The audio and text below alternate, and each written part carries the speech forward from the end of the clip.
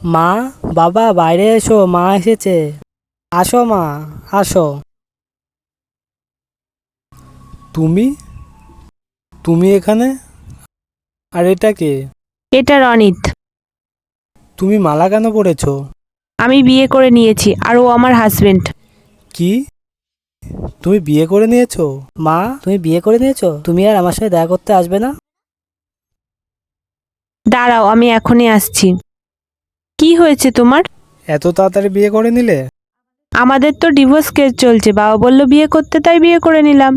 তা এখানে কেন এসেছো? আমাকে দেখানোর জন্য যে বিয়ে করে নিয়েছো?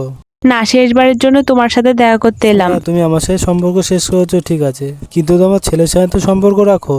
তুমি তো বলেছো ওর দায়িত্ব নিতে পারবে। বলেছিলাম বলেছিলাম আমি যে ওর খেয়াল রাখতে পারবো, কিন্তু এখন এখন তো আমি নিজের খেয়াল রাখতে পারছি না। ওর খেয়াল রাখবো কি করে?